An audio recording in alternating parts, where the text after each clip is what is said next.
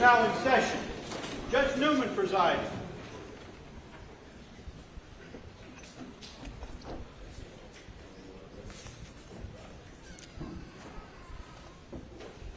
Be seated.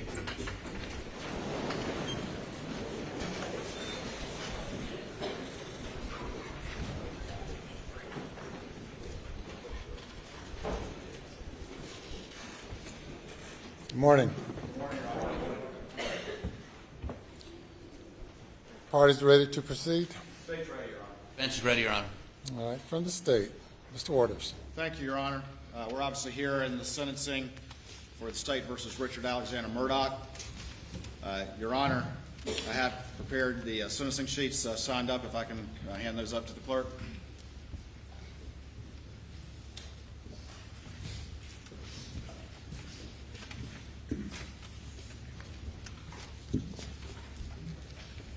Your Honor, very quickly, the defendant has no prior record, and the state has no victim impact people who want to speak at this time. But I will address the court briefly. And I don't need, Your Honor, to repeat the evidence that Your Honor just heard for the past 6 weeks, but it is overwhelming, and it shows this man to be a cunning manipulator, a man who placed himself above all others, including his family. A man who violated the trust of so many, including his friends, his family, his partners, his profession, but most of all, Maggie and Paul. This is a very complicated situation, and I want to offer my condolences to the family that has suffered here. We have tried very hard to be respectful and sensitive regardless of what position any person took, because this family has suffered, and they've had to suffer in the public eye. And I want to offer my condolences to this family. I want to offer it for Maggie and Paul and Mr. Randolph, too, who I had the pleasure of working with on one occasion. But the reality remains is that despite all this attention, this case is about Maggie Murdaugh and Paul Murdaugh, and I'm so thankful that the jurors gave them a voice. You heard about Paul. Obviously, there was the boat case, but you also heard him described as a fun-loving young man, a person who loved life, a person who would do anything for his friends, for anyone. And he's cut down as he was just starting to live his life. You heard about Maggie. You heard how sweet she was. You heard that she was a girl's girl who adapted to the outdoorsman life of her sons, how much she loved her sister and her brother-in-law and their children, and she was cut down in the prime of her life. Both of them, like everyone else, was unaware of who he really was. No one who thought they knew this man, no one who thought they were close to this man knew who he really was. And, Your Honor, that's chilling. And I've looked in his eyes, and he liked to stare me down as he would walk by me during this trial. And I could see the real Alex Murdaugh when he looked at me. The depravity, the callousness, the selfishness of these crimes are stunning. The lack of remorse and the effortless way in which he lies, including here sitting right over there. Your Honor, a man like that, a man like this man, should never be allowed to be among free, law-abiding citizens again. And I would submit to you that the only just sentence here to give justice for Maggie and Paul is the maximum, and that would be 2 consecutive life sentences. Thank you, Your Honor.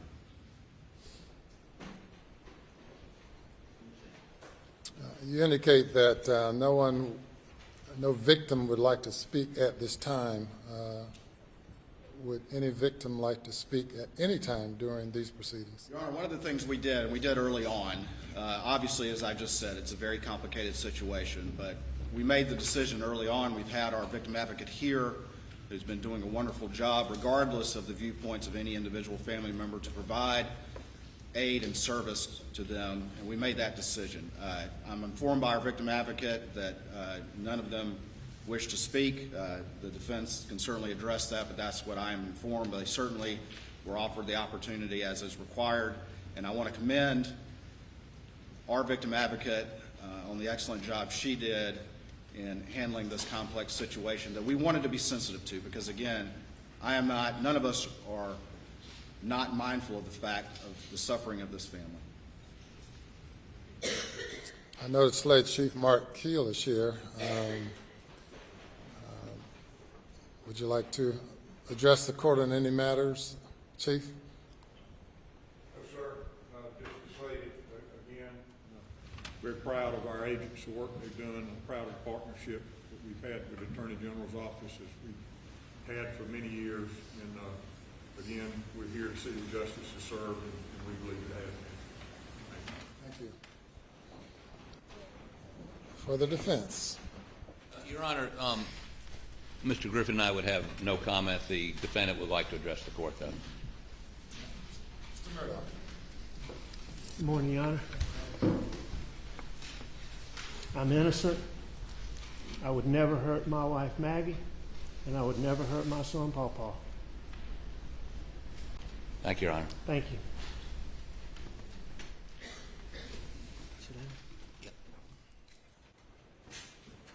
Anything further? I don't think further comment is necessary, Your Honor. Thank you. Mr. Murdaugh, if you'll come before the court for sentencing.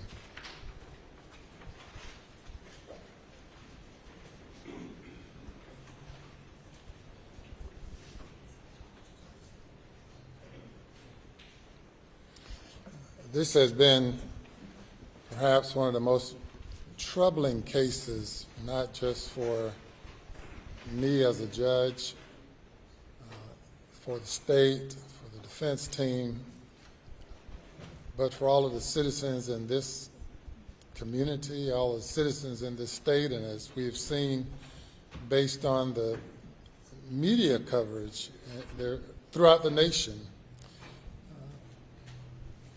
You have a wife who's been killed, murdered, a son savagely murdered,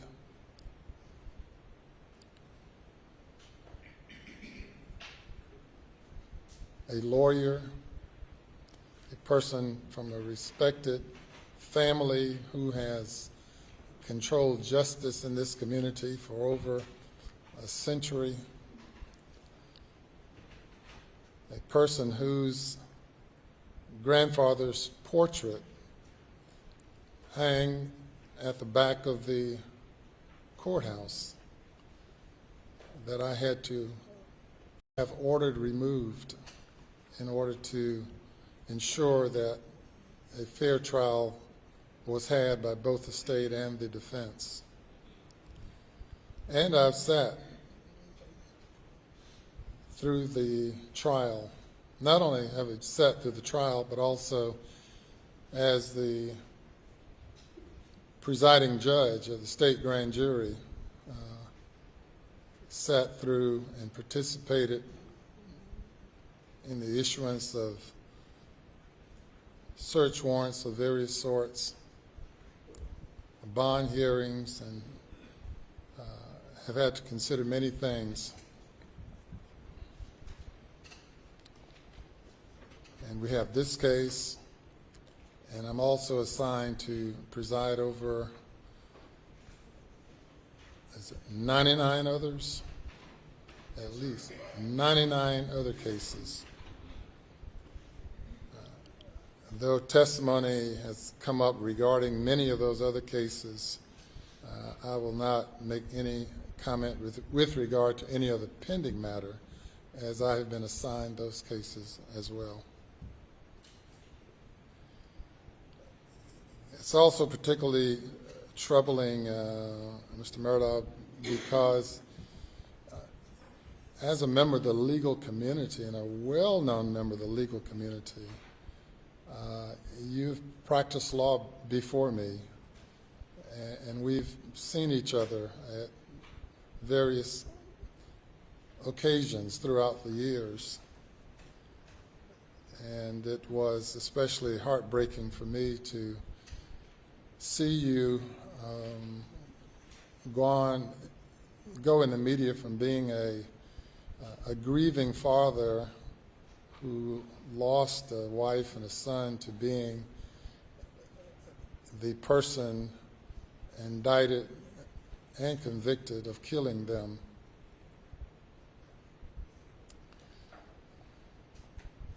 And you've engaged in such duplicitous conduct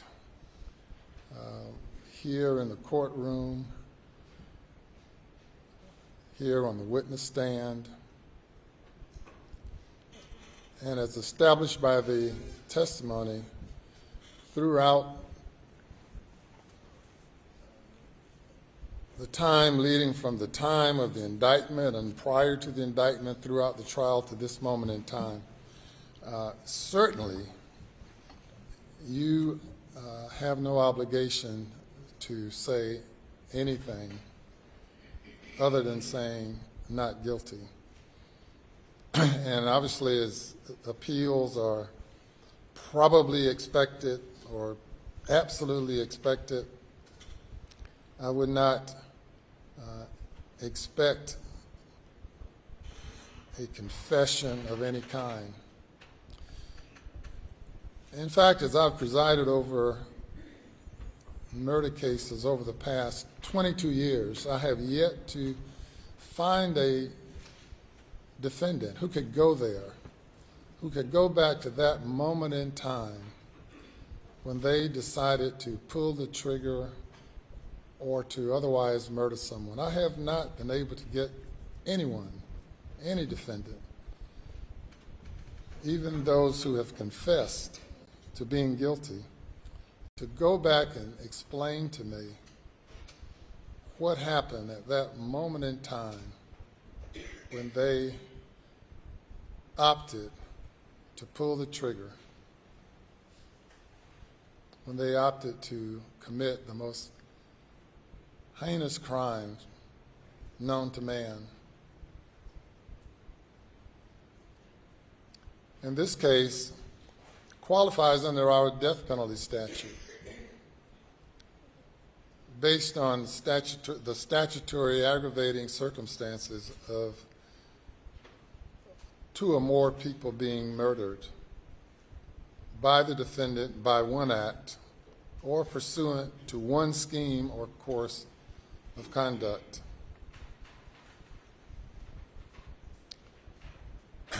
I don't question at all the decision of the state not to pursue the death penalty.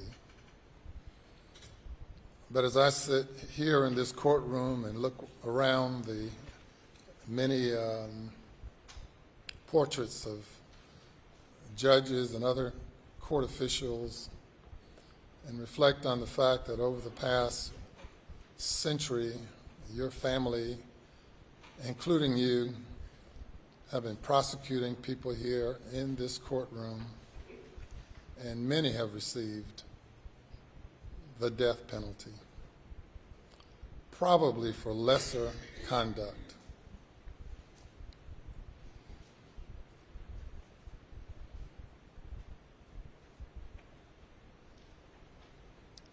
Remind me of the expression you gave on the witness stand. Was it tangled? Tangled web, we weave. Oh, what tangled web we weave. What did you mean by that?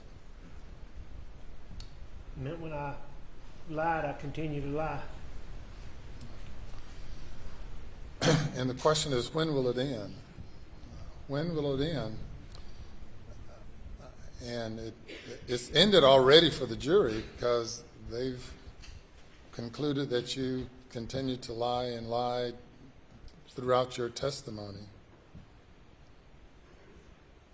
And perhaps with all the throng of people here, they, for the most part, all believe, or 80, 90%, 99% believe that you continue to lie now when your statement of denial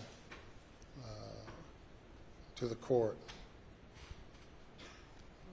Perhaps you believe that it does not matter, that there's nothing that can mitigate a sentence given the crimes that were committed. You know, a notice of alibi was filed in this case by counsel in November, and we conducted a hearing, pretrial hearing, in which you claimed to have been someplace else at the time the crime was committed. Then, after all of the witnesses placed you at the scene of the crime, at the last minute, or last minutes or days, you switched courses and admitted to being there. And then that necessitated more lies and continued to lie. And I say, where will it end? It's already ended for many who have heard you and concluded that it'll never end. But within your own soul, you have to deal with that. And I know you have to see Paul and Maggie during the night times when you're attempting to go to sleep. I'm sure they come and visit you. I'm sure. All day and every night. Yeah, I'm sure. And they will continue to do so. And reflect on the last time they looked you in the eyes, as you looked the jury in the eyes. I don't know person who's always been such a gregarious, friendly person and cause your life to be tangled in such a web, such a situation that yours have spun into. And it's so unfortunate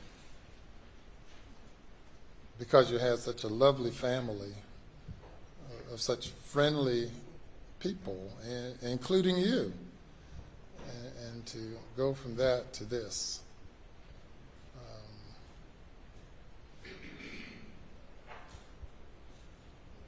You know, your license to practice law has been stripped away from you. Turned from lawyer to witness, and now have an opportunity to make your final appeal as an ex-lawyer. And it's almost, it's really surprising that you're waiving this right at this time. And if you opt to do so, it's on you. You're not compelled to say anything. But you have the opportunity to do so. Judge, I tell you again, I respect this court, but I'm innocent. I would never, under any circumstances, hurt my wife, Maggie, and I would never, under any circumstances, hurt my son, Paul. Well, and it might not have been you. It might have been the monster you become when you take 15, 20, 30, 40, 50, 60 opioid pills. Maybe you become another person. I've seen that before. The person standing before me was not the person who committed the crime, though it's the same individual.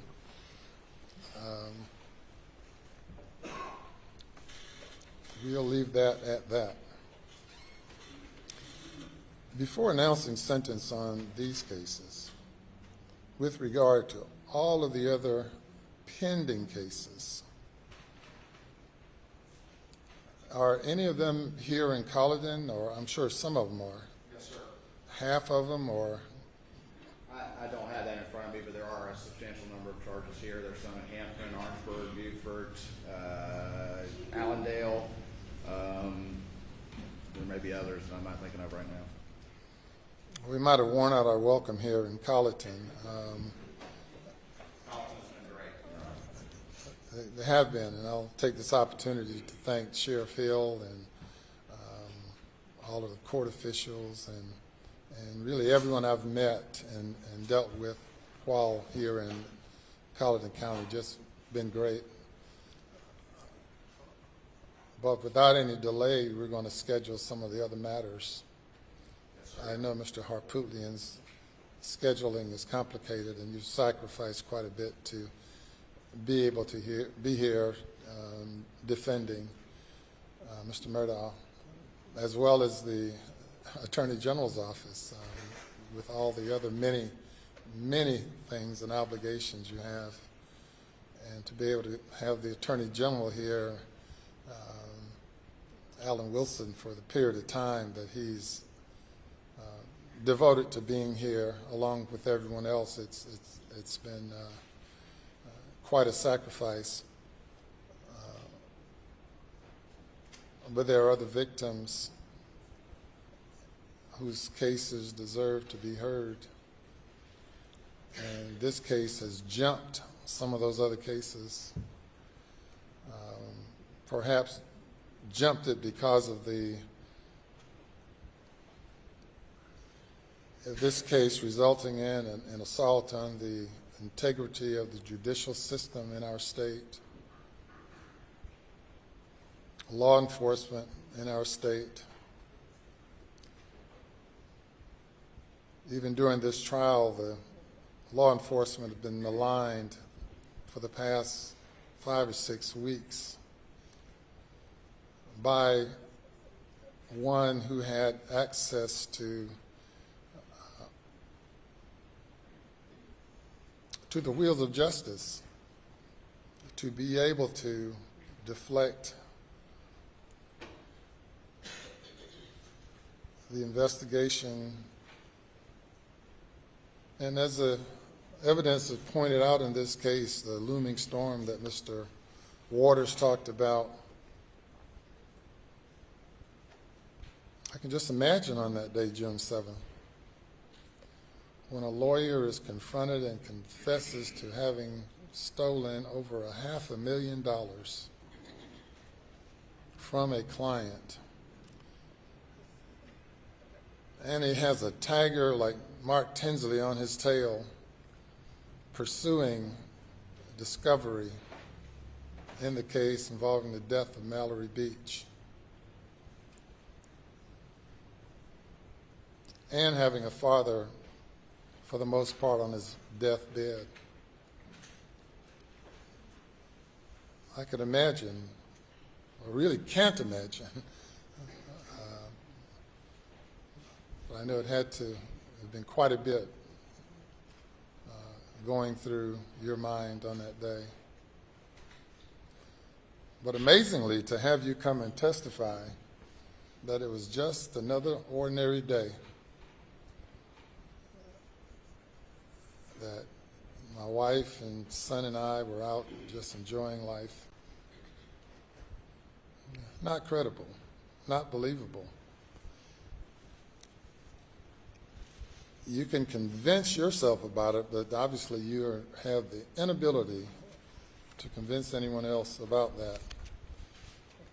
So if you made any such arguments as a lawyer, you would lose every case like that. Cases you will never have an opportunity to argue anymore, except perhaps your own as you sit in the Department of Corrections.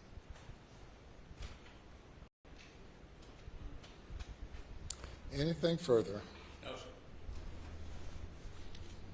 All right, Mr. Murdaugh, I sentence you to the State Department of Corrections on each of the murder indictments in the murder of your wife, Maggie Murdaugh. I sentence you for a term of the rest of your natural life for the murder of Paul Murdaugh, whom you probably loved so much. I sentence you to prison for murdering him for the rest of your natural life. Those sentences will run consecutive. under the statute involving possession of a weapon during a violent crime, there is no sentence where a life sentence is imposed on other indictments. That is the sentence of the court, and you are remanded to the State Department of Corrections. And officers may carry forth on the imposition.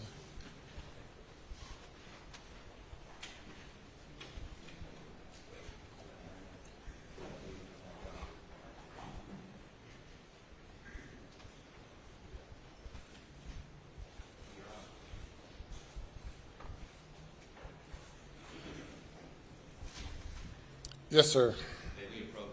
Yes, sir.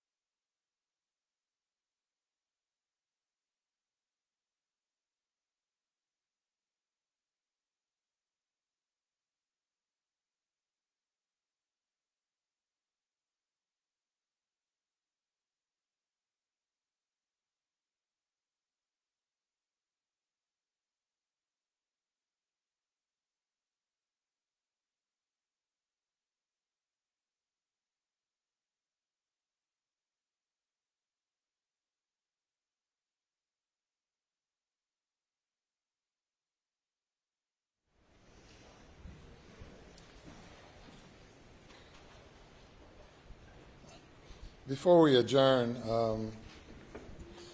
an order was issued concerning maintaining the juror's identity being anonymous. That order was issued, and for the most part it's been complied with, except for the jury leaving the courtroom yesterday, or not the jury, but the defendant leaving the courtroom while the jury is still seated.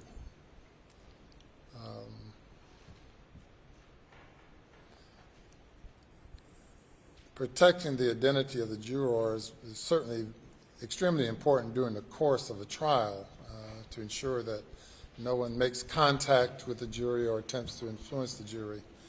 Jurors have a right to continue that privacy beyond their jury service, but they're not obligated to do so. And it would not surprise me if jurors choose to come forward and to speak, and they're encouraged to do so if that is their desire. I have no problem whatsoever with the jurors unmasking themselves and speaking freely with the media, because they have undergone a life-changing experience as it relates to many of them. And some of them are here now, and I want them to know that should anyone attempt to harass them or annoy them, please let me know and I will address the issue. Secondly, there's a complaint now regarding the posting of autopsy photographs or photos that came from within the courtroom. It's based on the direction of the photographs. It did not come from the audience. It came somehow from within the well of the court.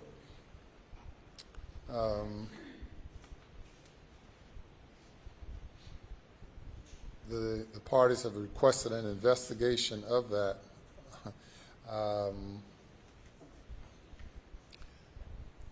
I have my hands full doing my job, and I don't attempt to conduct any investigations beyond the conducting of a trial, but to the extent that law enforcement decides to review that, that will be the responsibility of law enforcement. Yes. And